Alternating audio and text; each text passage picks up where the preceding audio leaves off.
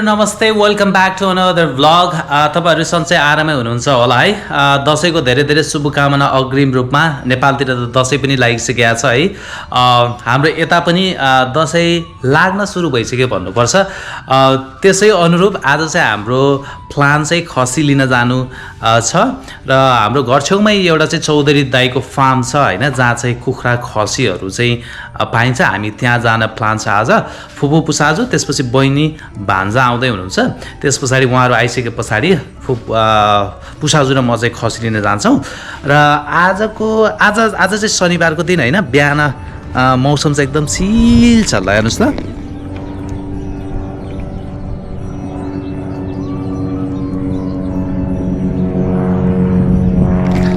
मौसम दामी छ है अब फुपू पुसाजुहरु आउनु भन्दा अगाडि चाहिँ यहाँनिर चाहिँ ग्राजमा चाहिँ आज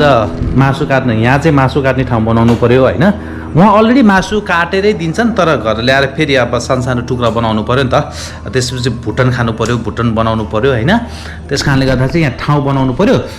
यो बुढीको गाडी पनि बाहिर निकाल्नु पर्यो मेरो गाडी पनि साइड लाउनु पर्यो यहाँ चाहिँ गराज खाली बनाउनु पर्यो र यहाँ खाद्य कुतुक सामान पनि मिलाउनु पर्ने छ मैले अब के गर्नु अरु दिन चाहिँ कामै गर्न व्यस्त भइन्छ यही शनिबार आइतबार त गर्ने हो नि हैन ल अब म चाहिँ यो गाडीहरु साइड गर्नतिर र यो गराज खाली गर्नतिर लाग्छु है त साथीहरु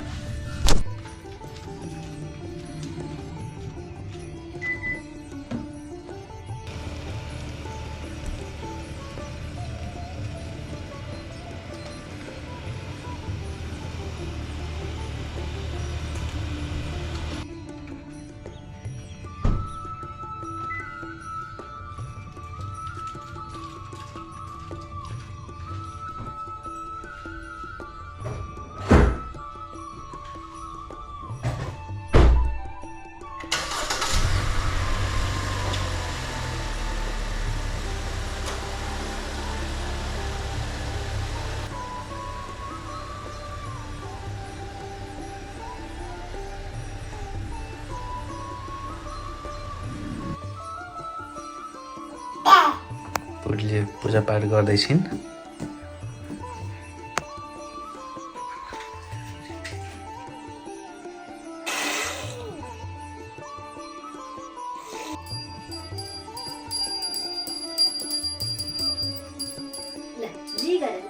जी गर भगवानले जी गर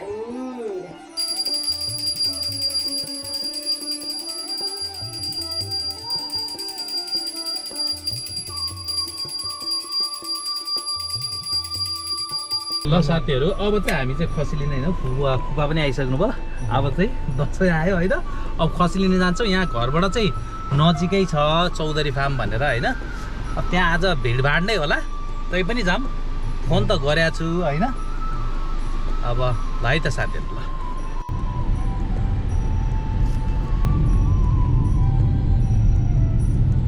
ल साथीहरु हामी चाहिँ चौधरी फार्म आइपुग्यौं यसो हेर्दाखेरि त वो त गाडी राख्ने ठाउँ नै छैन जस्तो छ त लगाएर खसी त धेरै बाँकी छैन जस्तो छ त खसी त होला हुन त दाइरा मैले अघि फोन गरेको थिएँ छ खसी भन्दै हुनुहुन्थ्यो अब हेरौँ ल गाडी त यहाँ त भित्र पार्किङ नभएर यता खुला गरेर यता पनि राखेको छ नि त साथीहरूले अब रहल पर खसीमा पर्ने भयो क्या फुपा जस्तो त पर्ला होइन जस्तो त पर्ला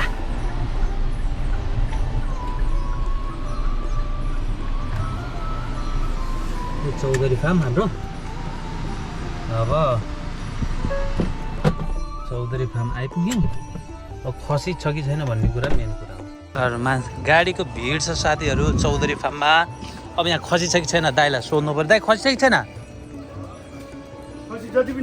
छ है ल अब ट्याक्क खसी छान्नु पर्यो एउटा दाइ ट्याक्क लिएर जानु पर्यो पालो त अब 1-2 घन्टा होला गरे 1 घन्टादेखि 1.5 घन्टा ल साथीहरू खसी ल दसैँमा खसी चाहिन्छ भने चाहिँ चौधरी फार्म आउनुहोस् है साथीहरू ल यतातिर चाहिँ यो छानेर राखिसक्यो यो छानेर राखिसक्यो दाइले भन्दै हुनुहुन्छ अब यतापट्टिको बाटोबाट उता त्यो चाहिँ छाने होइन नि दाइ तिनीहरू तिनीहरू चाहिँ छाने होइन यो पनि छाने होइन न ल भने पछाडि छान्नु पर्यो फुपा कुन चाहिँ लाने ल यी खसीहरू चाहिँ फुपाले हेर्दै हुनुहुन्छ जुनले फेरि बनाइ फुपा तर काहीँ मोटाउन त तर खसी त मजाको छ नि साथीहरू ल है यो इसका पता के ना आउन कतै कतै दाइ यसलाई हाल्नु त एकचोटि दाइ यसलाई हाल्नु जाऊ ल साथीहरू अघि छानेको खसी चाहिँ हाम्रो लागि अलिक ठुलो हुने भयो अलिकति सानो हेर्नु पर्ने भयो दाइले भनेअनुसार यहाँ ठ्याक्क जमाउने मान्छे भयो त्यो सानो हुने हो है दाइ आबै कसरी हानु नि यसले अब अलिकति सानो छान्नु पर्यो साथीहरू ल है साथीहरू एउटा खसी दुईजनाको समातेर लानु पर्ने भयो छोरो जाऊ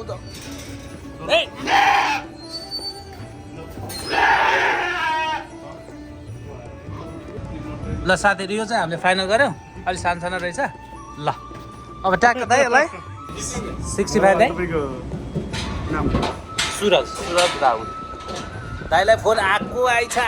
ओहो बिहानबाट कतिवटा जति खसीको आउला आउला भन्नुहुन्छ फोन आउनुहुन्छ अफिस चाहिँ हाम्रो खुलेको छैन 84 नम्बरमा पर्यो साथीहरू हाम्रो अब चाहिँ थ्याङ्क यू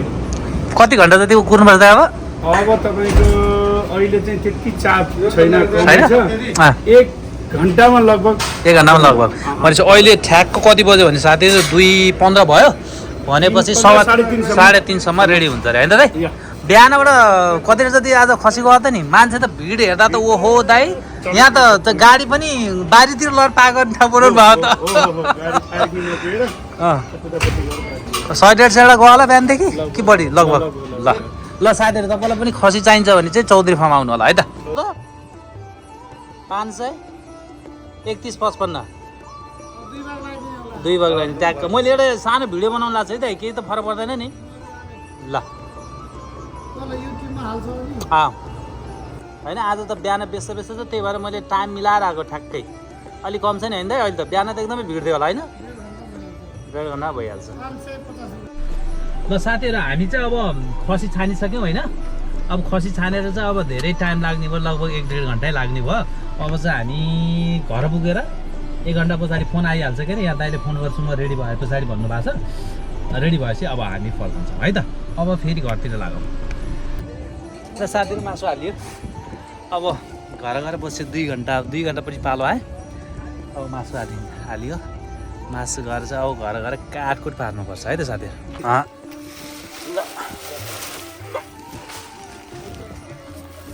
ग्यारेजमा कटाइ फुपा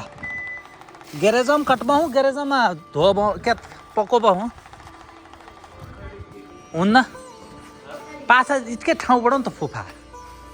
सानो ठाउँ छ क्या पछाडि यहीँ बनाउने अब हेरौँ ए ल त्यसो पछाडि नै बनाऊँ त ल मैले काट्न चाहिँ त्यस्तै रहेछ फुपाले चाहिँ अनि कटाइ हुँदैन यहाँ छ अब मासु खाने हाम्रो चाहिँ दसैँ आयो है साथीहरू तपाईँहरूको आयो कि आएर यसो कमेन्ट गर्नु होला बक्समा चाहिँ मासु चाहिँ फुपा डौली बस्नु पर्दैन फुपा मोटो होइन पर्दैन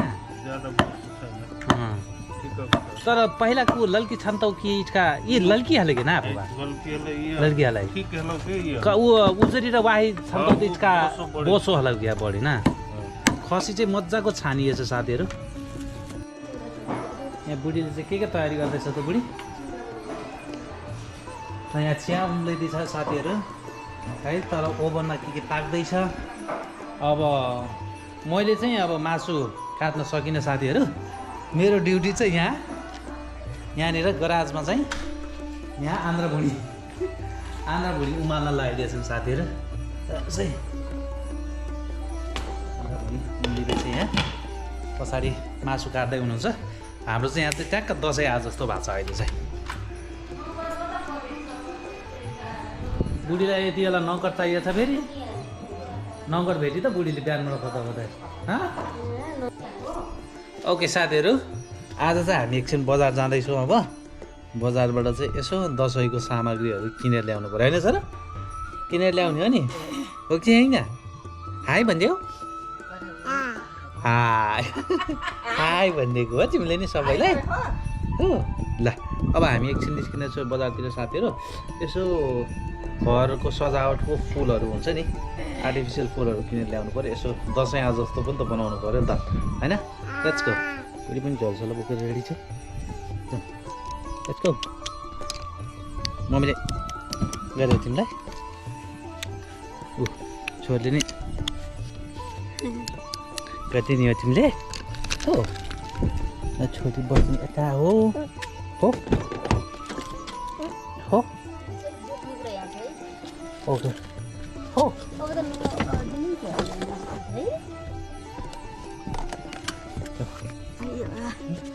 मम्मी जाऊ जाऊ। यो किन लामै भइरहेछ नि मैले तान्दाखेरि चाहिँ ल ए तिमीले नि हि गर्ने हो के हो? तिमी चमाउने क्यामेरा समातेर बोल्ने हो? ल जाऊ मम जाऊ। ठोकिन्छ माथि माथि ठोक।